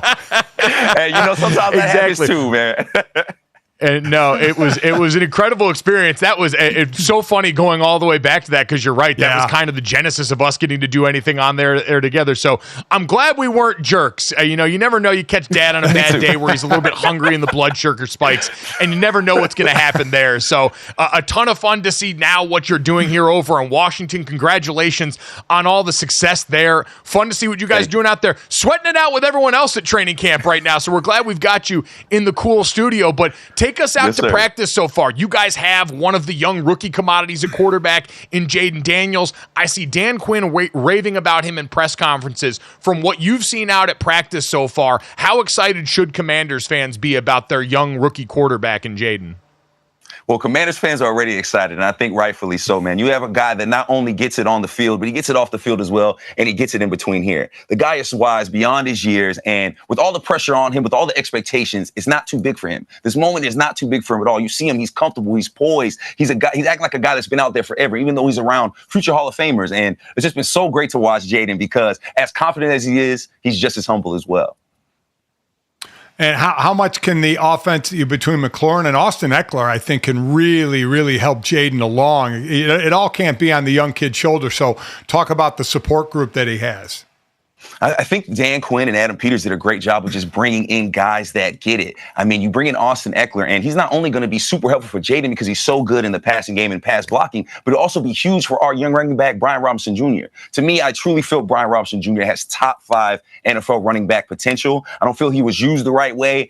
So I feel like he's another guy that's going to make Jaden's life extremely, extremely easy. We have Terry McLaurin. We got a young Luke McCaffrey. I think Jahan Dotson is somebody that has a lot to prove and is really going to show it. So, I mean, Jaden Daniels is just surrounded by weapons. And then not to mention Zach Ertz, possibly a future Hall of Famer in Zach Ertz. He gets to play with him as well. New look offensive line. So there's a lot of things to be excited about. I know Jaden's excited about it as well. Yeah, offensive line we talked about the other day. Tyler Biadasz coming over with Dan Quinn from Dallas, a guy whose pedigree he trusts to be in the trenches with Jaden as he gets going. But I guess peeling back a little bit more, Dan Quinn, you talked about the tone he's setting right now. What has the energy been like with him now being at the helm after the coaching change? I mean, it's night and day. It's night and day. I mean, Dan Quinn came in saying, I want to bring in dog-ass competitors, and that's exactly what you see. I mean, the minute the whistle blows, the guys are yelling, they're screaming. You have a bunch of coaches that are ex-NFL players, so they just get it. They get that energy, and it's unlike anything I've ever seen. And I've caught up with Brian Robinson Jr. I've talked to Jonathan Allen, these guys that have been here and been around the block for a little bit, and they all say, that's the first thing they say, energy. It's all about the energy here, and it's positive, it's optimistic, but it's also guys that are just so hungry to get out there and get it. We have a lot of guys that are hungry to prove themselves, a lot of veterans that maybe were slept on, and you're seeing that here now with the energy in the building. Well, a side that's going to have to prove themselves, obviously the whole team, but the defensive side of the ball. Joe Witt coming in as a coordinator, head coach, and Dan Quinn is obviously a defensive guy. So talk about that side of the ball, which really needs to see some improvement. I think that's you bring Dan Quinn in, right? I mean, he is a defensive guy, but then you look at a guy like Joe Witt Jr., part of some of the best secondaries we've ever seen, all the way back to Green Bay, Seattle. This guy just gets it. And honestly, when I talk to Joe Witt and I look at him and I hear him talk about football, I'm like, how do we have this guy? Because he should be a head coach somewhere. That's how good Joe Witt Jr. is. So if there's one person that can turn this thing around, it's Joe Witt Jr., Dan Quinn, and these guys that he brought in as well. That defensive front, I think, is going to be the focus for a lot of people since we know last year, Montez Sweat, Chase Young, all these guys that were brought in on this D-line full of first-round draft picks, some of which who still live here, but mostly on the interior, it's a big change. So what does that group in particular look like so far through camp with a lot of different faces, especially on the perimeter? Well, I think you're lucky when you have defensive anchors like Daron Payne and Jonathan Allen, right, coming back. I mean, those are the anchors right there. Then you bring in a guy like Cleveland Farrell, a top 5 draft pick at one point, somebody that was very beneficial to the 49ers defense. He comes in hungry, ready to prove something. Dorrance Armstrong has familiarity with the Cowboys defense, Dan Quinn, Joe Witt Jr. So those two come in and set that edge, and I'm very excited about it because, again, we have guys that are hungry. Then you get a second rounder who should have been a first rounder, and Johnny Newton coming in and backing these guys up and being a rotation piece. There are so many things to be excited about when looking at this defensive line. And yes, there's a lot of question marks. However, like I said, we got guys that are dogs that are ready to prove it, that are hungry, and that have also been around the block a few times so they can help the young guys that we have on this roster as well. Yeah, I agree about Newton. That was really a first-round talent they got in the second round. What position group have you been impressed with the most in camp so far? Man, impressed with, I feel like quarterbacks is easy because of Jaden Daniels, but I'm actually going to say the wide receiver room, and I've really loved seeing those guys come out and compete. Zacchaeus was named on the unofficial roster as the third receiver, but you have a Luke McCaffrey back there. You have a De'Ami Brown who was a stud in college and is still very hungry to prove himself and show he's that deep threat. So the receivers it's been very fun to watch, especially because a guy like Terry McLaurin, who I feel like is one of the most underrated receivers in the league. It's been nice seeing him put on that leader hat, that mentor hat, and help these young guys along the way. It's got to be nice, Terry McLaurin actually having a quarterback that now he feels like he can grow with a little bit, who's had to go out there and make it happen in a little bit of adverse situations at times. A nice welcome respite there. Big picture for you here, Brian. We appreciate the time. We know it's busy out there, but the NFC East overall, most people look at as a two-horse race with Philadelphia and Dallas at the top of this division here. What do you think realistically is the expectation for Washington with year one and a new coach and a new quarterback? Well, I think in the past, you definitely looked at that two-horse race with Dallas and Philly. But now, to be honest, I'm feeling like we're part of that two-horse race. It's us and Philly right now. I mean, Dallas lost a lot, and we took some of their better coaches, I like to say. So I really think that things are looking really good for the Commanders. But the best part is just growth, right? Getting better and setting a culture. That's what Adam Peters and Dan Quinn have done. This doesn't happen overnight. It's not a quick fix, right? There's a lot of things that you have to come in and change a coach, especially when it's new ownership and a whole new coaching staff. But I feel like we're off to a really great start, and I feel like no matter what, the guys are going to put out a product on the field that Commanders fans can be very, very happy about and optimistic towards the future. So just about a minute left. What would be considered a successful season for Washington? Growth. I mean, I think we're already seeing it now, right? The national media, even the way that they're talking about the Commanders is a little different. I still feel like we're slept on, but I feel like after this season, nobody will be sleeping anymore. Jaden Daniels will be seen for the quarterback he is. Our players will be seen for the guys they are. And Dan Quinn will be regarded as one of the best coaches in the NFL. That's how much I believe in this team. That's how much I believe in the culture that they're building here. And yeah, you don't want to put wins on anything, right? You don't want to do that. You don't want to, jump the gun, especially somebody like me that has a W on my chest. I got to be very, very careful about that. However, I can guarantee you what you're going to see is going to make you feel good about what the Commanders are doing here in this building. Again, it starts with the rookie quarterback and Jaden Daniels, the processing, the poise, all these things being lauded right now coming out of camp. Can't help but make you hopeful about the future. And certainly, Brian, you've helped with that today. Check him out on Twitter at BC_TV. Check out all the great work he's doing over there hosting with the Washington Commanders. Brian, we appreciate it, man. It's great to see you again. Don't be afraid to ask for things on your rider in the future just because we couldn't come up with anything good, all right? No, man, I appreciate you guys so much, man. It's been great to do this. A big full circle moment for me. And we appreciate y'all giving the Commanders some love. And I know the Commanders family appreciates that as well. No, definitely. Thanks, we're looking forward to man. watching everything coming up this preseason this fall. Thanks, Brian. Exciting stuff there. Can't help but get caught up in the energy around the Commanders. Coming up next, though, one team might have a chance of matching or exceeding that energy, this time in college football. Dale, next on GoJo and Golic.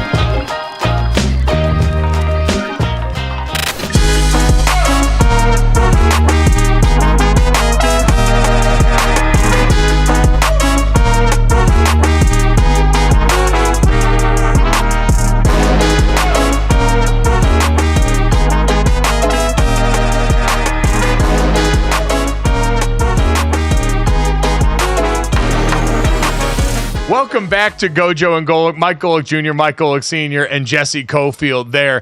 And if you don't get the good news after that, allow me to explain to you exactly what happened in the world of college football yesterday.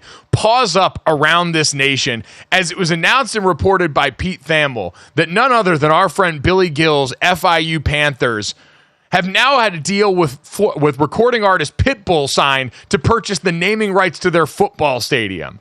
Over the next 5 years, Pitbull is going to pay $1.2 million a season to have the name of FIU's football stadium officially become the FIU Stadium to Pitbull Stadium, according to documents in the press conference from the school yesterday.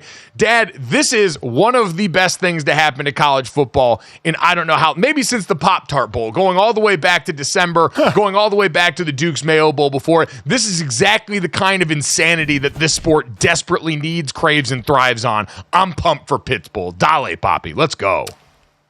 Yeah, this is a pretty cool thing. As you mentioned, 5-year deal.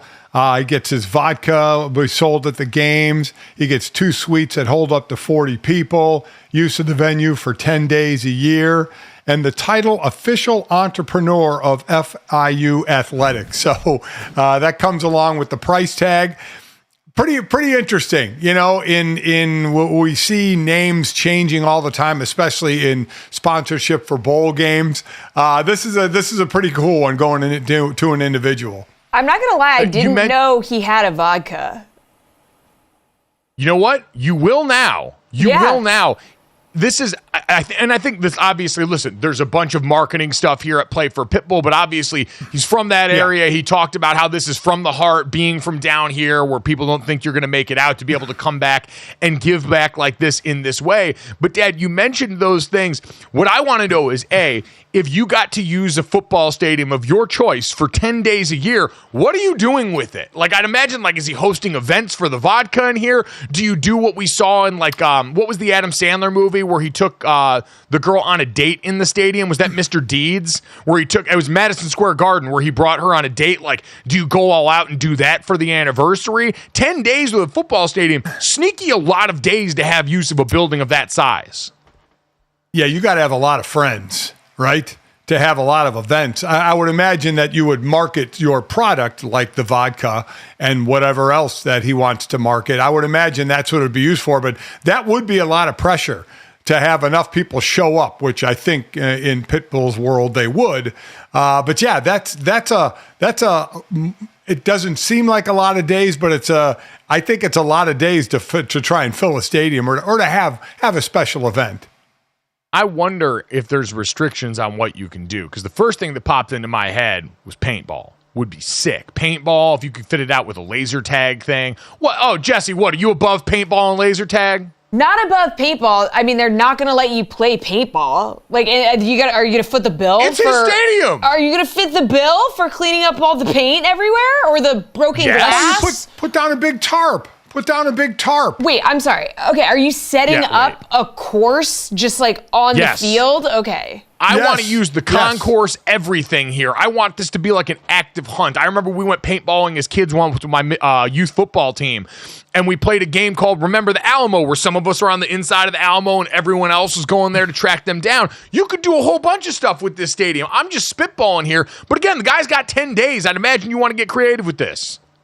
Yeah, fair. Yeah, I mean, you do have to get creative with 10 days. He could do a little concert. Yeah. He's Pitbull. Come on, that's easy, right? He is. He does have to create the FIU anthem now, which I will be all ears for whatever that ends up becoming here. Think about that. We talk about this all the time, like with the national anthem and sports and all that stuff. We could probably use an update in a lot of things. And even fight songs for schools, they're all old as hell. They're designed to be played by marching bands. You know the words, but very few of them are like legitimate bangers that you're replaying over and over again. FIU's about to have a banger. They're about to have a legitimate song that they can go and bump at the tailgate here. That's a huge leg up over the competition. Yeah. So could this start a trend of individuals sponsoring stadium names? Yeah. I mean, it's going to be a lot more expensive than this. It's going to be a lot more expensive than this. This kind of seems like a deal, to be honest. Yeah, honestly, $1.2 million doesn't seem like a lot of money. That's what I'm saying. No. Yeah. And I do wonder if now other celebrities with even more money than Mr. Worldwide himself, and I understand I don't want to make light of that. Pitbull is probably loaded enough to where this is a small bite out of the apple. But yeah, like I went and looked up the other day the most famous fans at a lot of different universities, like some of the, big time Power 5 schools that you're expecting there. And there's some easy ones like LeBron James trying to go for the naming rights at Ohio State seems like it would be a very easy thing for him now that he's a self-made billionaire. A place like USC, tons of options. Like I didn't realize just the sheer depth of famous people that have gone there, especially in the film and television side. George Lucas, Ron Howard, Tom Selleck, LeVar Burton, Regina King, Will Ferrell. But then there's some interesting ones here too, like Oregon. I didn't realize Big Boy, I think, had someone related to him go and play at Oregon. The guy who invented Wordle went to Oregon. His name is John Wardle, which I didn't know either. That seems like a wild thing to name after yourself, one letter off your name. Sort of a wild play there. But Georgia's got Samuel Jackson, Quavo, Ryan Seacrest apparently went there for a couple of years too. So you got options out here of some people with some pretty deep pockets. And you guys have Nicholas Sparks. Wow. I mean, that's a big one for Notre Dame. Not a lot of people know that. Yeah, that's huge. The thing, great at making. The thing about it is, you couldn't just use your name, right? I mean, like Pitbull obviously is not his name. Pitbull is what his recording. This is like DJ Khaled. What are you going to call him, DJ again? Like Mr. Pitt? Like, what do you mean? Yeah. Well, I mean, but as far as naming rights, LeBron. I mean, what are you gonna call the field? LeBron's Field, LeBron Stadium. LeBron James There's Stadium. a big name involved.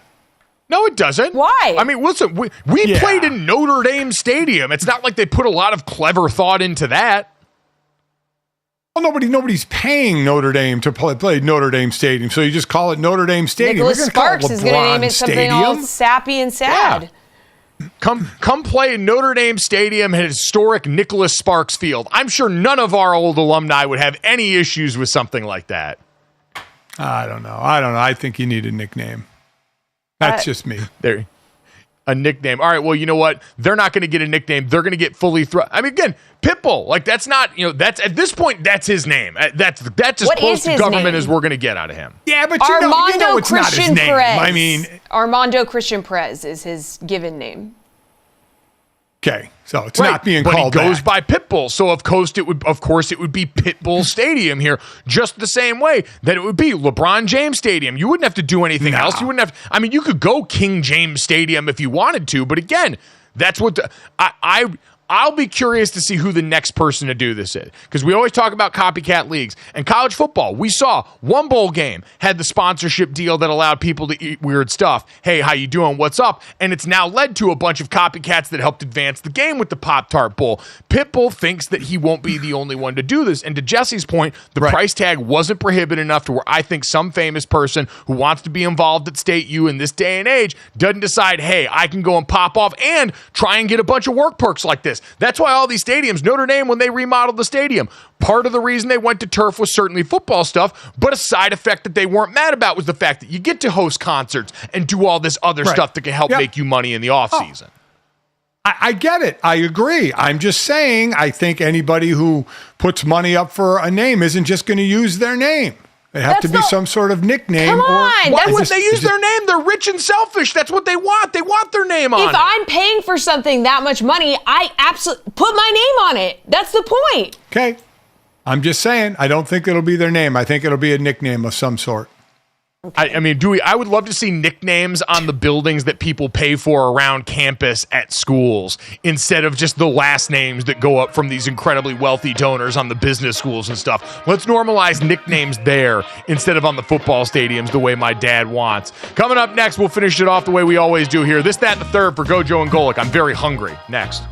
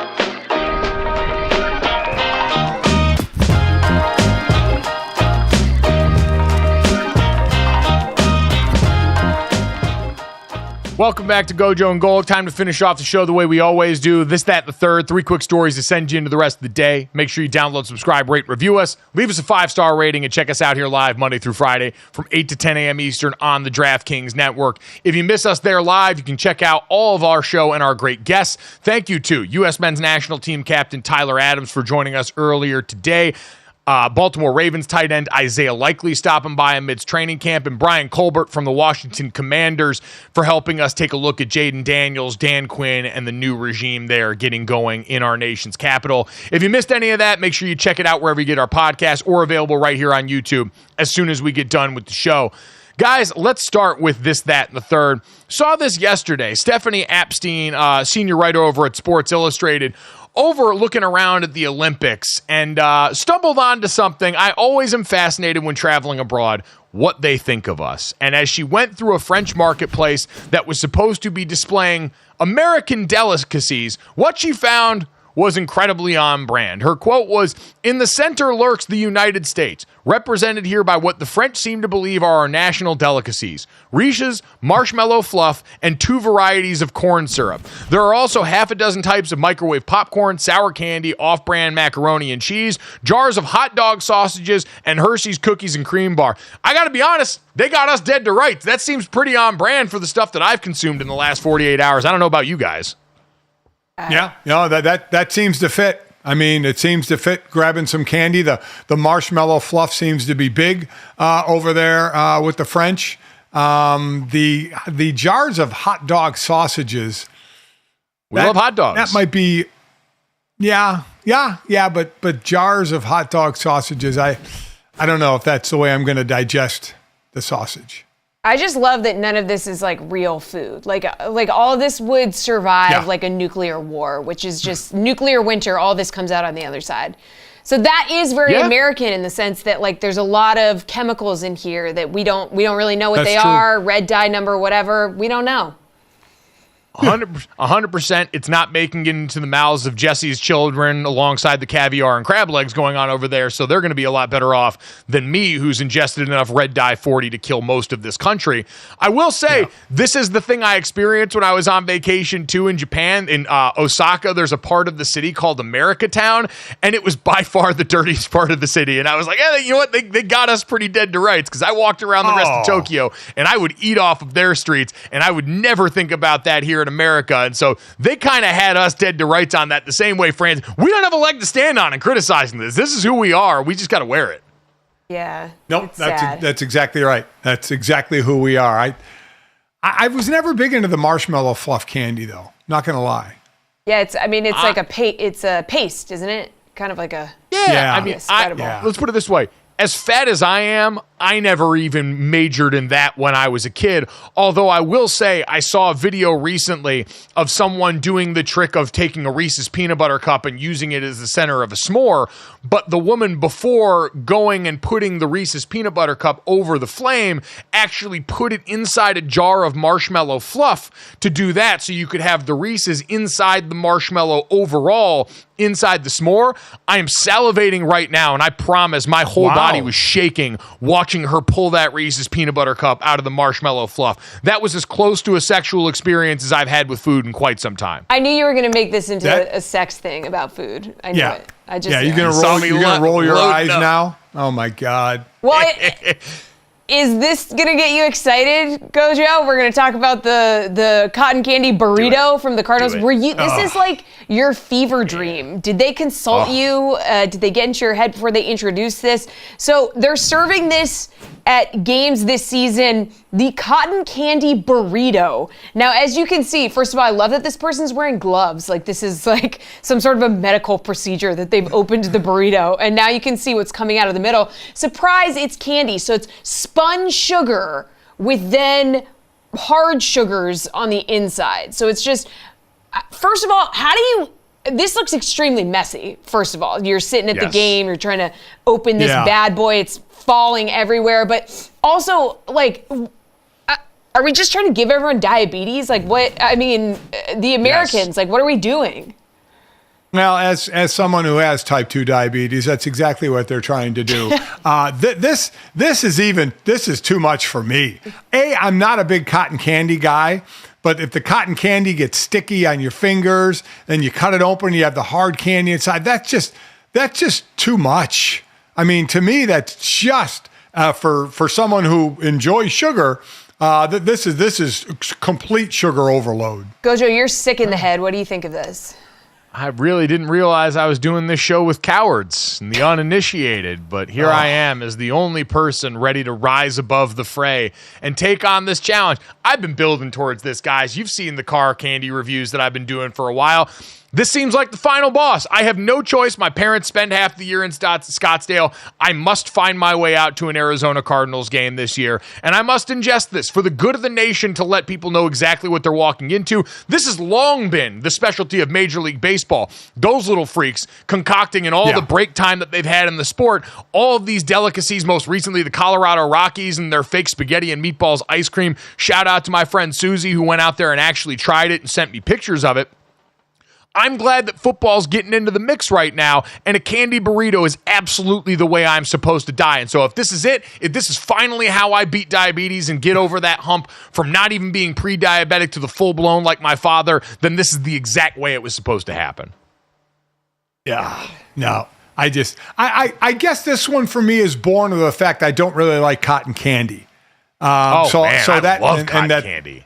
Yeah, I'm not a big cotton candy fan, so maybe if it were encased in something different in the sweet variety, I may like it, but just not a cotton candy guy. It's like we're toddlers, though. Like, you could just get cotton candy and then a box of candy, and it'd be a lot easier to eat, but we're like children, and so they're like, we wrap the candy in the cotton candy, and we're like, ooh. Yeah. Oh, that is true. You know what, Jesse? We could also make food at home, and yet I'm sure you've been to Nobu and cooked the meat on the little hot rock there, where they con you into paying $200 to cook your own food at a restaurant where you could have just done that at home. So don't get high and mighty with me about the candy version. Okay, spoken like someone who's been to Nobu recently. Don't lie. I've been in 5. Wow. I actually have. I haven't been to Nobu since 2017. I will have you know, but I have been there, and I felt very out of place the entire time. Let's get back to feeling in place here and finish this off with the third, Jesse. The little freaks in baseball not making culinary deliciousness this time, but taking baseball to a new venue. Yeah, so we're going to see a game between the Braves and Reds at Bristol Motor Speedway in Tennessee. So not the first time MLB's had a game in a unique spot, not the first non-racing event at Bristol in 2016. Tennessee and Virginia Tech had a football game there. So pretty cool. You know, we like to switch it up. You know, baseball is just trying to keep things exciting, keep the magic alive. Yeah, I guess. Like, are we hitting the saturation point with games at unique events like this? I feel like between what we've got with the NHL games and the NHL outdoor one is the one that still feels like the magic to me. Because when you see hockey being played with snow falling, that's objectively still awesome to me. Have we reached the limit with everything else? I don't know. I mean, I guess the fan turnout will decide it. For the football game in 2016, they had 156,000 people at it. How many people will show up for the baseball game? I don't know. I know what you're saying though, because hey, if something works, do it 1,000 times, right? And just overkill it. But I don't know. I think there's something pretty cool about going to a different venue and setting up a different sport in that venue. So I'm still in on it. Pitbull's got FIU Stadium 10 days a year. Should he just put out a little? Yeah. Hey, baseball. We can do a whole bunch of different sports in there. I'll tell you the one I want to bring back. I feel like we need more sports played on aircraft carriers. The ESPN College Basketball Tip-Off Classic, where they'd sometimes bring them to an aircraft carrier. I want to see how many different sports that we can play on an aircraft carrier. That is the aesthetic that I desire here. We already know what the rest of the world thinks of us here. Let's play sports on military vehicles and just full send so that the rest of the world gets exactly what they want out of the American stereotype here.